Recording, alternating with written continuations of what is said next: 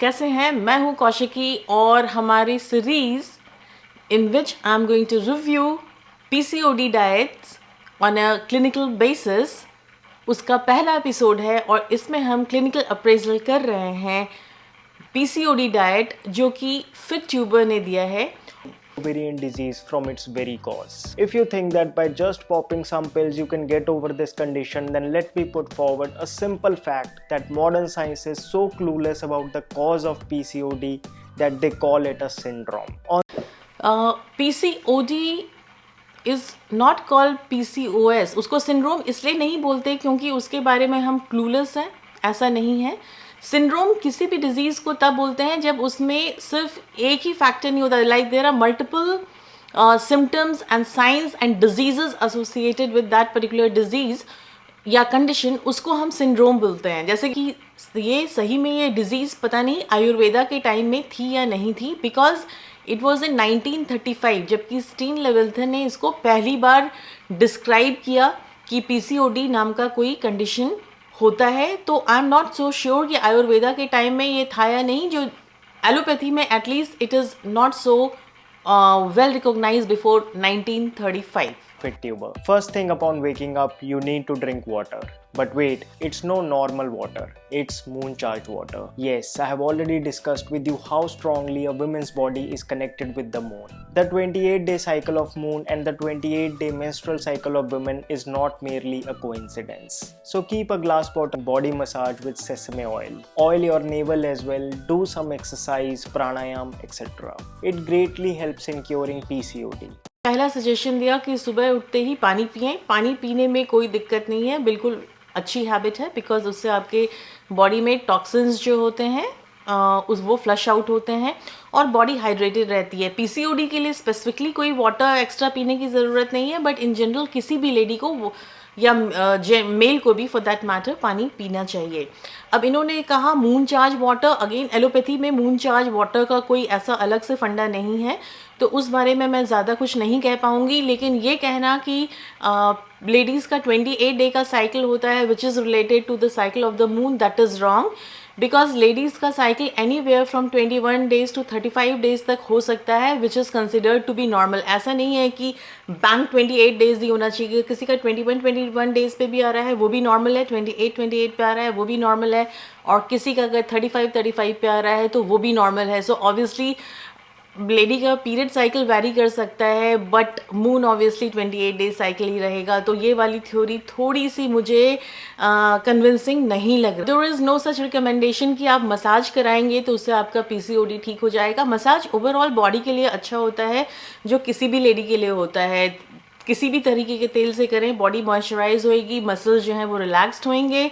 प्राणायाम भी अच्छा है, deep breathing is good for body, but उसके अलावा आपके रूटीन में एक्सरसाइज इंक्लूडेड होनी चाहिए. माइल्ड टू मॉडरेट हो सकते हैं, रिग्रेस भी हो सकते हैं, डिपेंडिंग अपॉन कि आप कितना कर सकते हैं. And that should be like, अगर आप माइल्ड टू मॉडरेट कर रहे हैं तो 250 मिनट्स पर वीक होना चाहिए. अगर आप रिग्रेस कर रहे हैं तो it should be around 150 minutes per week के करीब होना चाहिए मिनिमम. इतना ज़्यादा करते हैं तो कोई दिक्कत नहीं है, तो प्राणायाम करें, बट साथ में बाकी एक्सरसाइजेस भी करें और स्ट्रेंथ ट्रेनिंग भी डेफिनेटली करें. PCOD, a woman's body gets dry internally. This is where ghee provides the much needed lubrication. And when I say ghee, do not mistake it to be any ghee. It has to be A2 cow ghee, that is desi cow ghee. It's only then you will get the best result. I know it's not easy to find an authentic desi ghee nowadays. Don't worry, I have handpicked some brands that make A2 cow ghee and have linked them down in the description box.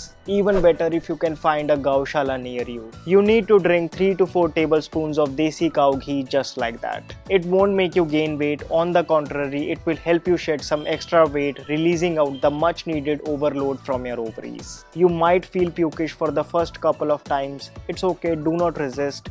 Let the toxins be pushed. Right. उसके बाद इनका कहना है कि पानी पीने के बाद आप 4 टेबलस्पून घी लें, A2 घी लें, और वो मैं आपको समझाऊंगी कि ये A2 घी का क्या फंडा है. तो पहले तो ये देख लें, 4 चम्मच घी लेने का मतलब है कैलोरीज उसमें कितनी हुई, 448 कैलोरीज होती हैं, जिसमें से कि टोटल फैट है 50.8 gram which is huge amount of fat. और प्रोटीन कितना मिल रहा है, 0। ठीक है, तो बहुत ज़्यादा, मतलब घी अपने आप में बुरा नहीं है, बट इतना सारा फैट सुबह सुबह लेने का तात्पर्य मुझे नहीं समझ में आया। पर चलो ठीक है, आगे हम देखते हैं कि और क्या हम खा रहे हैं। अच्छा, ये A1 A2 का क्या चक्कर है? देखिए, मिल्क जो है बना हुआ होता है 2 तरह की प्रोटीन से, कैसीन एंड वे प्रोटीन। तो वे प्रोटीन के लिए तो मैं अलग से वीडियो बना चुकी हूँ, उसको आप देख लीजिएगा। कैसीन के बारे में बताते हैं। कैसीन जो है वो 13 तरीके का कैसीन होता है, जिसमें से जो हम रेगुलर मिल्क यूजुअली पीते हैं उसमें कैसीन A1 और A2 दोनों मिलता है। अब लेटेस्ट जो फंडा है वो ये है कि कैसीन A1 जो है वो बॉडी के लिए उतना अच्छा नहीं है, उससे बहुत सारे डिसऑर्डर्स हो सकते हैं, इंसुलिन रेजिस्टेंस हो सकता है, वेट गेन हो सकता है, वगैरह वगैरह हो सकता है। वाइल A2 जो है, A2 कैसीन गुड होता है और वो इन सारी चीज़ों को नहीं करता है जो कि A1 करता है। अब A2 कैसीन की मात्रा जो है वो पाई जाती है जो देसी गाय हैं और जो नॉन यूरोपियन गाइज हैं उनमें, काउज हैं मतलब, उसमें A2 की मात्रा ज़्यादा होती है, और जो यूरोपियन ब्रेड है उसमें A1 A2 दोनों मिलता है। तो ये फंडा है। अब अगेन अगर हम ASRM की गाइडलाइन के हिसाब से जाएं तो उसमें कुछ भी इस तरीके से नहीं लिखा हुआ है कि आपको A2 ही लेना है या A1 का ही दूध लेना है या नहीं लेना है। इट इज़ कि अंत में जा कर के जो आपकी टोटल कैलोरी रिक्वायरमेंट है उसके भीतर में सब फिट आना चाहिए। क्योंकि अगर हम इतना ज़्यादा उसको स्ट्रिंजेंट बना देंगे कि आप A2 कैसीन वाला ही लें, तो आई डोंट थिंक कि हर PCOD पेशेंट को इतना ज़्यादा सहूलियत मुहैया होती है कि वो जा कर के A2 कैसीन ही ढूंढते ढूंढते परेशान हो जाएंगे। तो ये मेरा take है on this based Likely on that the you will have any hunger for breakfast. Although if you do wish to have something, prepare something light like fresh clear vegetable soup. It's crunchy, healthy and super easy to make. Simply put a pan on. इसके बाद इन्होंने बनाया clear vegetable soup, जो कि ठीक है, it is very low on calorie. और देख लेते हैं कितनी होती है उसकी कैलोरी। मैंने कैलकुलेट किए, it is almost 118 kilo calorie, अगर हम माने कि 250 ml ये ले रहे हैं सूप को। और उसमें प्रोटीन आपको मिलेगा 5.2 ग्राम के करीब, कार्बोहाइड्रेट है 23.8 ग्राम्स, सोडियम होएगा, नमक ले रहे हैं, डजेंट मैटर कि वाइट सॉल्ट है या रॉक सॉल्ट है, उससे कोई फ़र्क नहीं पड़ता PCOD को। और फैट जो है बहुत ही मिनिमल होगा, 0.3 ग्राम, विच इज़ गुड। तो it is a healthy thing, not giving you much of protein, but ठीक है, पेट थोड़ा सा आपका भर जाएगा इसके साथ। It's lunch time and for lunch we will have one multigrain roti along with paneer bhurji and a little bit of salad. To make paneer bhurji, take 1 teaspoon of cow ghee. Add cumin seed and your meal with chas. Now here's the thing, if your periods are delayed, have the salty version. And if excessive bleeding is your problem, choose sweet lassi over it. Also, when you take your lunch to your workplace, ensure that you avoid plastic containers. आते हैं lunch में पहली बार protein कुछ अच्छे amount में दिख रहा है, और अभी मैं कैलोरी आपको कैलकुलेट करके बता देती हूँ कि कितना होएगा। तो उन्होंने ली एक multigrain chapati, assuming that it is a medium size chapati, उसमें आपको आती है 70 कैलोरीज। ठीक है, टोटल फैट उसमें 1.5 ग्राम्स है, और कार्बोहाइड्रेट है 12 ग्राम्स, और प्रोटीन है 2 ग्राम्स। और अब हम देखते हैं कि इन्होंने जो पनीर लिया, पनीर में आता है 119 कैलोरीज के करीब, जिसमें कि प्रोटीन आता है 6.6 ग्राम्स, फैट है 3.4 ग्राम्स, और कोलेस्ट्रॉल 18.5 ग्राम्स, कार्बोहाइड्रेट 10 ग्राम्स। तो ये हुआ उसका न्यूट्रिटिव वैल्यू। उसमें उन्होंने घी भी डाला है एक छोटा चम्मच, तो उससे आती है 37 कैलोरीज, और उससे आता है प्रोटीन 0, फैट आता है 2.6 ग्राम, टोटल फैट हो गया 4.2 ग्राम, क्योंकि उसमें कोलेस्ट्रॉल भी एडेड है।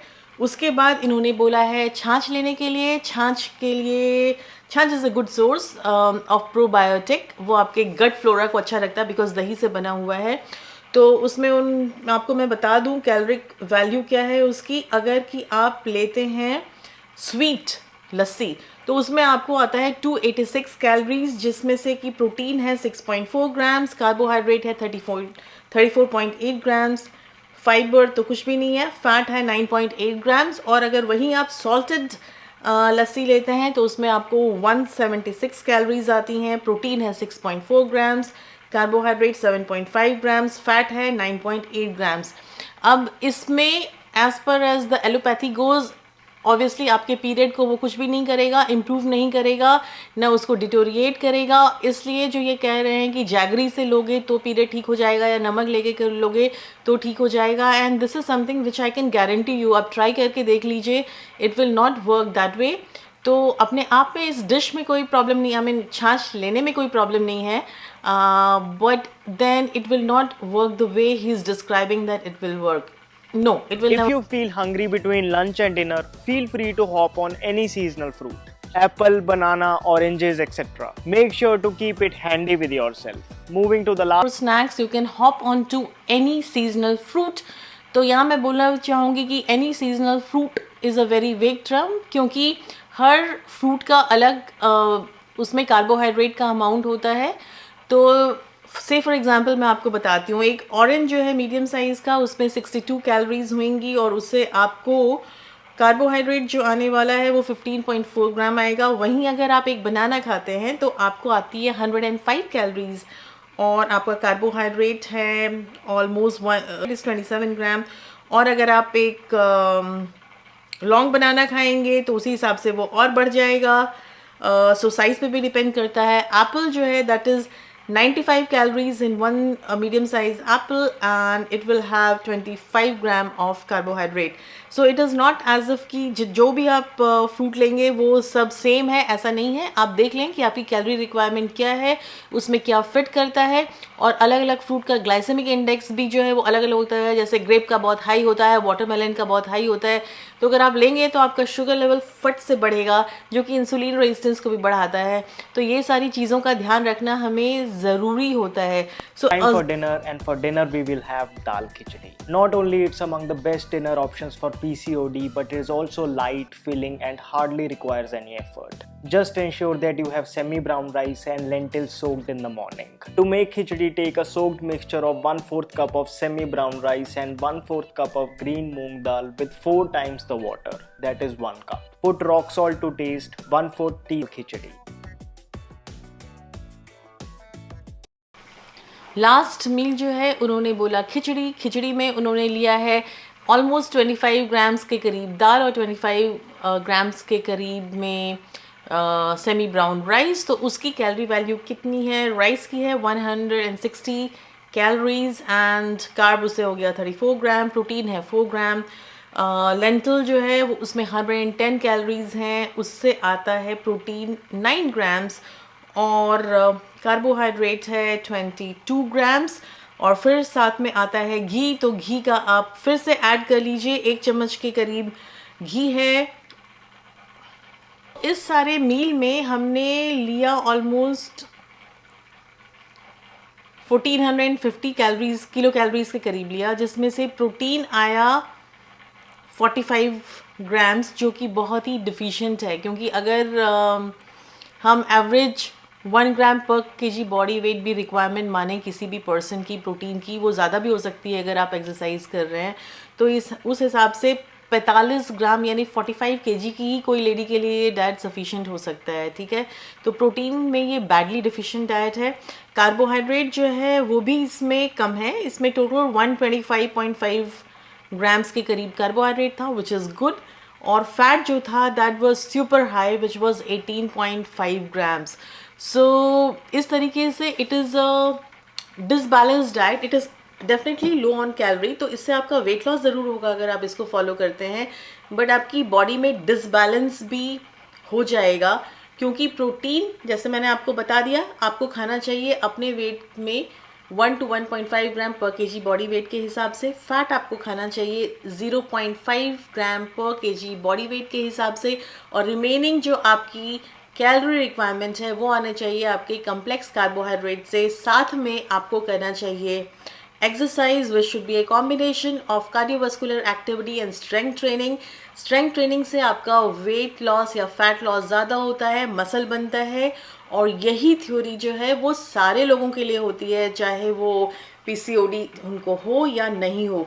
तो in the end what is my conclusion, जो मैं क्रिटिकली अप्रेज करूँगी when I am comparing with American society guidelines.